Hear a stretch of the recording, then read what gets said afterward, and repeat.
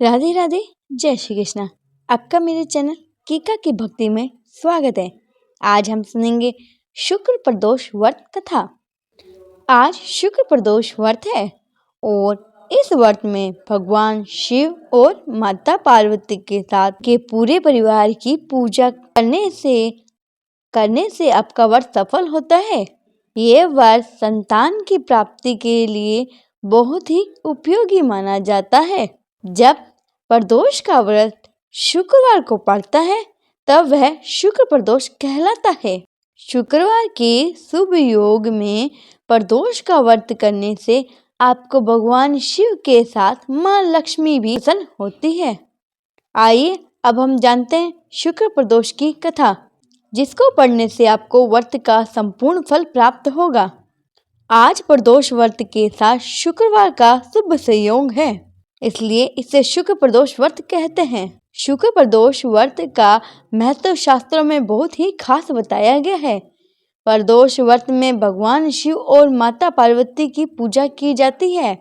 इस दिन जो व्यक्ति सच्चे मन से भगवान शिव की पूजा करता है उसे संतान का सुख अवश्य ही मिलता है। व्रत करने वाला शुक्र प्रदोष की कथा का पाठ करना जरूरी होता है, तभी इस व्रत का संपूर्ण फल प्राप्त होता है। आइए जानते हैं शुक्र प्रदोष व्रत की कथा। सूत जी बोले, प्राचीन काल की बात है, एक नगर में 3 दोस्त रहते थे। तीनों में घनिष्ठ मित्रता थी। उसमें एक राजा का बेटा था और दूसरा ब्राह्मण पुत्र, तीसरा सेठ का पुत्र था। राजकुमार व ब्राह्मण पुत्र का विवाह हो चुका था। सेठ पुत्र का विवाह के बाद गोना अभी तक नहीं हुआ था। एक दिन तीनों मित्र आपस में स्त्रियों की चर्चा कर रहे थे। ब्राह्मण पुत्र ने नारियों की प्रशंसा करते हुए कहा, नारीहीन घर भूतों का डेरा होता है। सेठ पुत्र ने यह वचन सुनकर अपनी पत्नी को तुरंत लाने का निश्चय किया।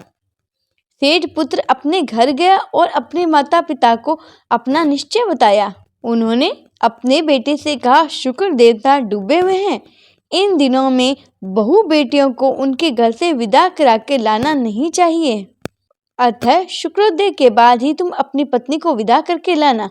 लेकिन सेठ पुत्र अपनी जिद से टस से मस नहीं हुआ और अपने ससुराल पहुंच गया। सास ससुर को उसके इरादे का जब पता चला, उन्होंने उसे समझाने की बहुत कोशिश की, लेकिन वह नहीं माना। अंत में उन्हें विवश होकर अपनी कन्या को विदा करना ही पड़ा। ससुराल से विदा होकर पति पत्नी नगर से बाहर निकल ही रहे थे कि उनकी बैलगाड़ी का पहिया टूट गया और एक बैल की टांग भी टूट गई। उसकी पत्नी को भी काफी चोट आई। सेठ पुत्र ने आगे चलने का प्रयत्न जारी रखा, तभी डाकू आ गए और उसका सारा धन लूट के चले गए।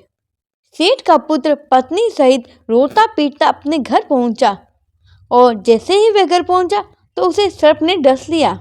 उसके पिता ने वेदों को बुलाया और उसे देखकर वेद ने कहा कि वह 3 दिन के बाद मर जाएगा। उसी समय इस घटना का पता जब ब्राह्मण पुत्र को लगा, उसने सेठ से कहा कि आप अपने लड़के को पत्नी सहित बहू के घर वापस भेज दो। यह सारी बाधाएं इसी कारण से आई है। आपका पुत्र शुक्रास्त में अपनी पत्नी को विदा करके लाया है। यदि यह वहां वापस पहुंच जाए तो वह बच जाएगा। सेठ को ब्राह्मण पुत्र की बात जच गई और अपनी पुत्र वधू और पुत्र को वापस लौटा दिया। वहां पहुंचते ही सेठ पुत्र की हालत ठीक होने लगी। उसके बाद उन्होंने बचा हुआ जीवन वहीं सुखपूर्वक व्यतीत किया और अंत में स्वर्ग लोक को गए।